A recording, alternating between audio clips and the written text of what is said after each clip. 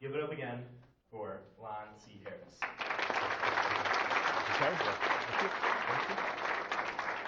Wow, what is going on?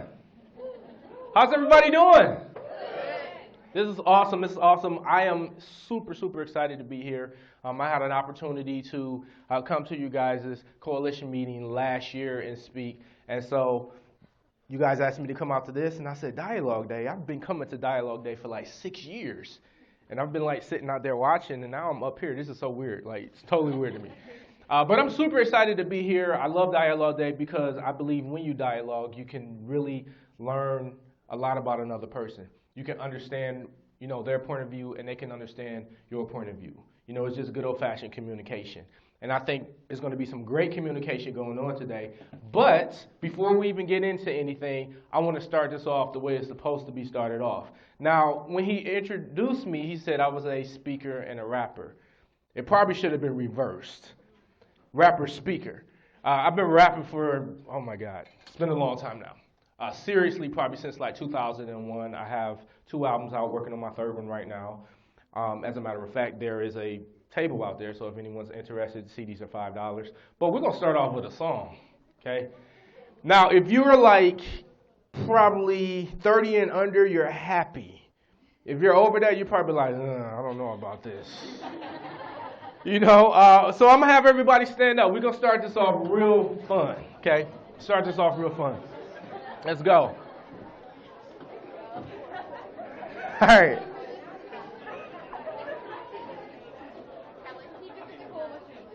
Woo! The words will be up there, so if I go too fast. Yeah. How you guys doing this morning? You all right? Awesome. Yeah. This song right here is called New Destination because in my life right now, I'm on a lot of new destinations. You go from one place to another. Yeah. Clap, clap, clap, clap, clap, clap. Clap, clap, clap, clap, clap, clap. Yeah. All right. Listen. Yo. It's kind of funny how the story goes. A little kid with a dream and a bunch of goals. Thick glasses, funny nose. I was poor, couldn't get the brand name clothes. New shoes, but that style was considered old. Everybody else had the newer ones. Here we go. Bad acne, a little bit pigeon-toed, but I had dreams of my face on the centerfold. So I got older when I grew, passed through high school, now your boy on the move. A few jobs, but it just wouldn't do. My dreams are much bigger, I will not lose. If death come in threes, then my time could be soon. Gotta learn how to play the cards, learn how to choose. Walking the tightrope, no grip on my shoes. Past my next goal, now it's in my rear view. Trying to stay humble when the world's so cruel. Keep my head to the sky, turn up on the fool's arm. Yeah, let me hear y'all make some noise today. This is super fun for me. This is awesome. This is super fun. I do this all the time, so yeah. So once again, go. Clap, clap, clap, clap, clap, clap. Clap, clap, clap, clap, clap, clap. Clap, clap, clap, clap, clap, clap. Started from the bottom, but I'm not from the grassy. Climbing up the mountain, watching everybody pass me. These record labels won't draft me, cause I won't do everything that they ask me. Independent, I'm a one-man disaster. No time to make hits, I'm too busy making classics. What up, Dre? We gon' show them how to master life and business, splitting numbers like fractions. We stick together like twins, Siamese. Wayne and Baby Dre and Snoop, 9-3. I'm so deep, need a CAT scan, find me. Put God first, all the rest behind me. A new breed, so it's hard to find me. I'm a wrecking ball that's exposed, Miley. Making it is what you make it, that reminds me. Every goal I reach is a stepping stone for my feet. Time's up, better switch your posture. We done stuck up the game, now we're taking it hostage on. Y'all having fun? Some of y'all look like I don't know what's going on right now. I don't know what's happening. I'm just here. I showed up and this guy's rapping. I have no idea what's going on. Yeah. Woo! How many of y'all on the new destination? Let me see your hands go up like this. Like I said, new destinations are great because you go from one place to another. right? And we all had that point in our life. You guys may be seated. Yeah.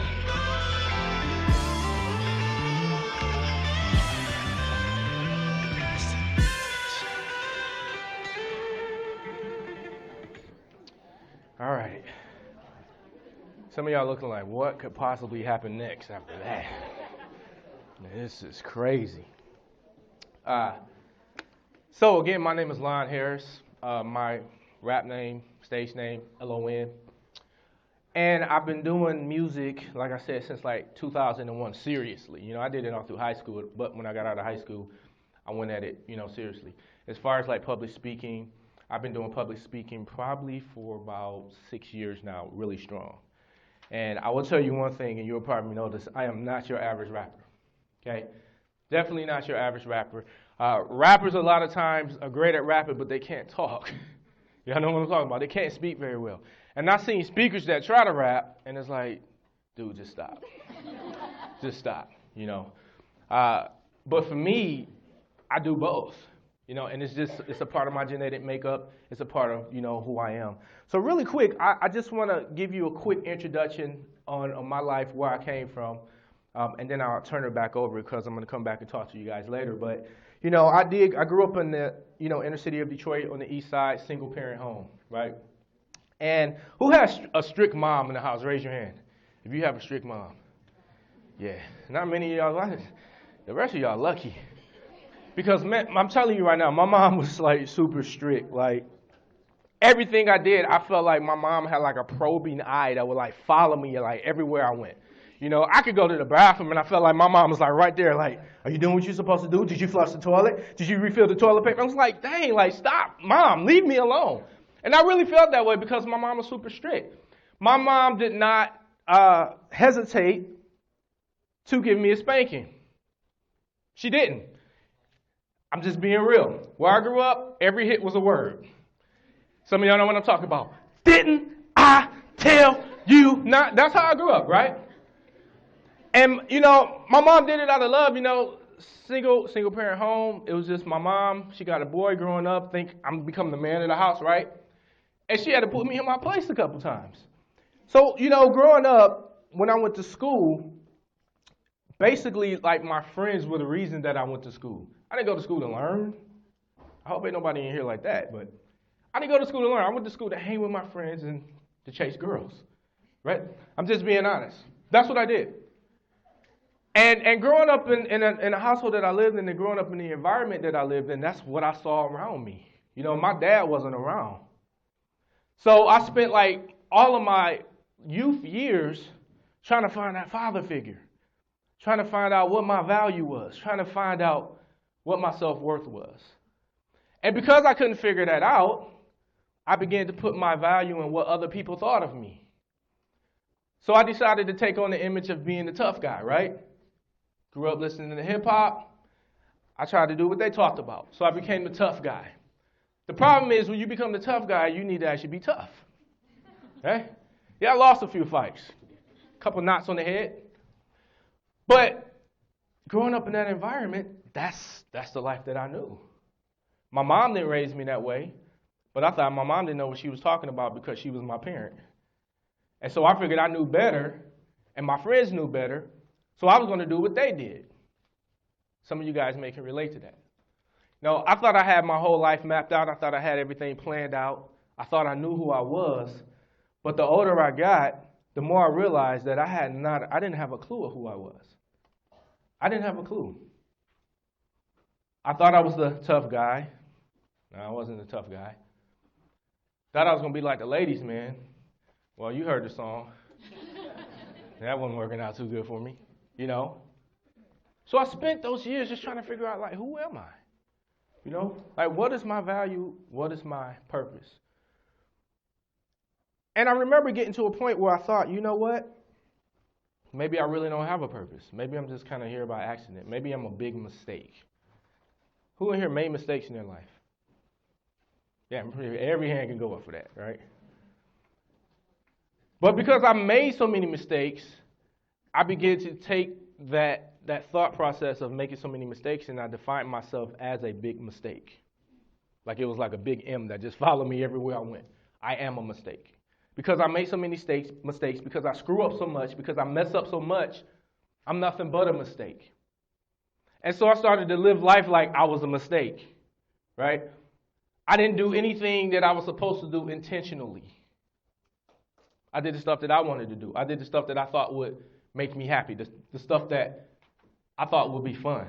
I didn't do anything that I was supposed to do, anything that mattered. I didn't invest in my future. I didn't.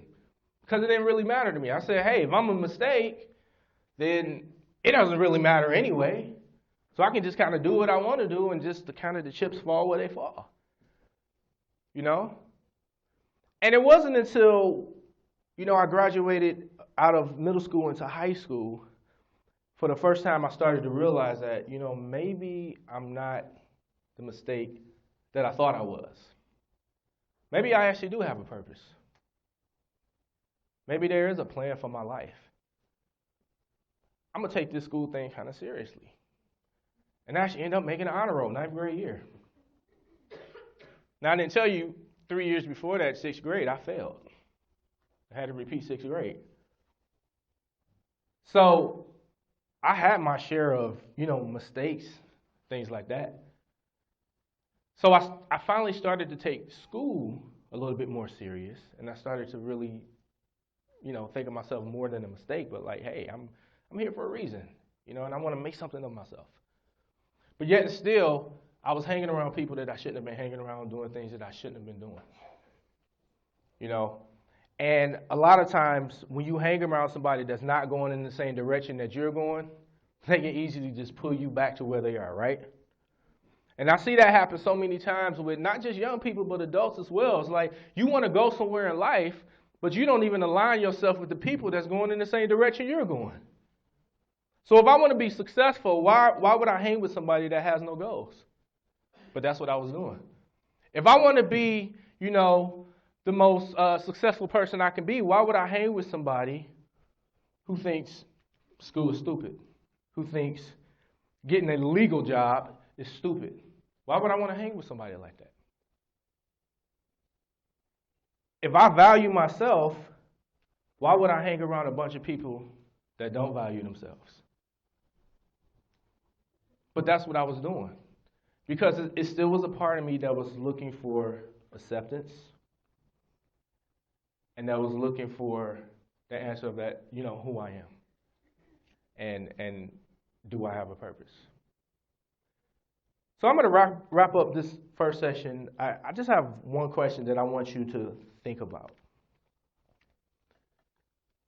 I want you to ask yourself, am I a STEM or am I a Rose? Some of y'all are looking like, what are you talking about? I'm going somewhere, trust me. Am I a STEM or am I a Rose? This is a question that I one day had to ask myself, and it's a question that each and every person in this room, doesn't matter how young, doesn't matter, if you're adult, it doesn't matter where you are in your life, age, any of that. Nothing matters. We all are going to have to ask ourselves this question. Am I a STEM or am I a Rose? And how you answer that question is really going to determine how you view yourself. Now, I'm not going to go too deep into the STEM or Rose thing. I'm going to just leave y'all hanging right now. I'm going to let you think about this for about 2.5 hours. Like, am I a STEM or a Rose? I want to answer, but I don't know what it means to answer. That's what y'all thinking, right? But I promise you, it's going to go somewhere great. So I'm going to just wrap it up right there and leave that question out there for you just to think about. Am I a STEM or am I a Rose? And when I come back for lunchtime to finish, we're going to dissect this, and we're going to talk about what it really means. All right? You guys are awesome. Thank you.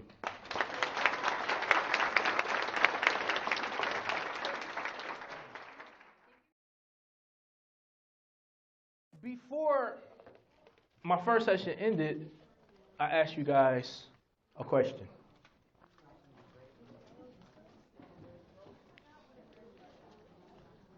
Am I a STEM or am I a Rose? How many of y'all was like just kind of like confused by that? Like, what do you mean? Yeah, I kind of wanted you to think about that. Am I a stem or am I a rose? And before I give you the answer to that, I want to ask you, do you think you're worth the best? Am I worth the best? Would you guys say yes? Okay. Well, when you ask yourself, are you worth the best? What has to happen is your life has to back that up. Your choices have to back that up. So if you're worth the best, then that means you're only going to put yourself in the best environments.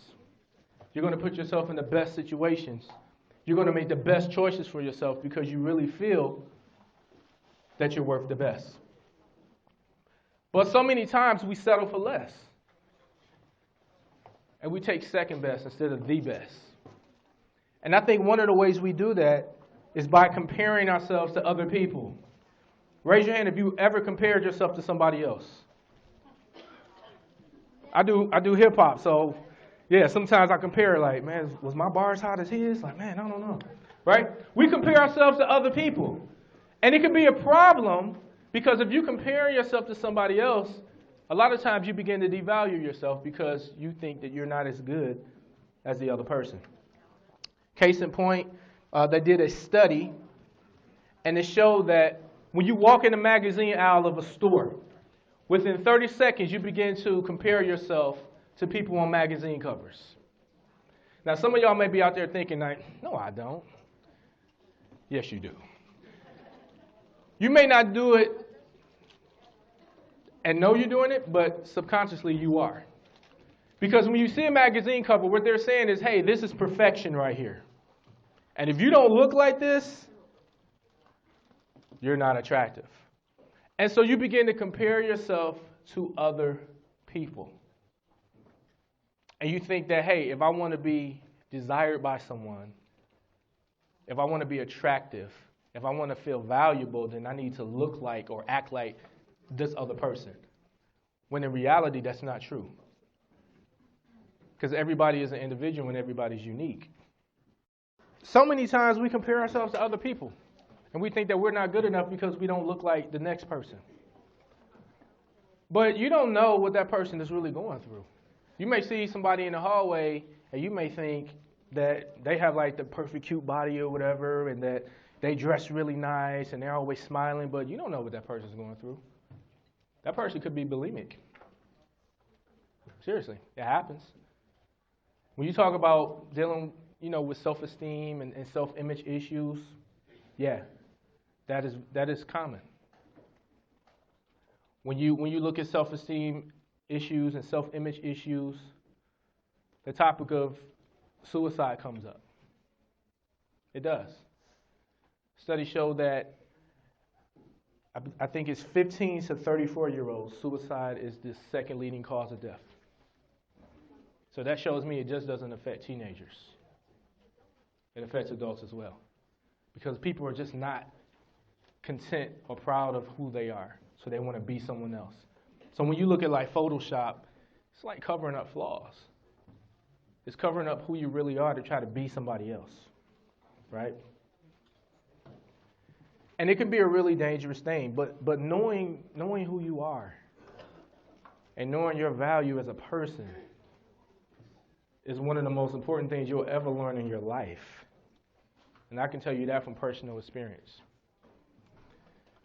So here's what I want to do.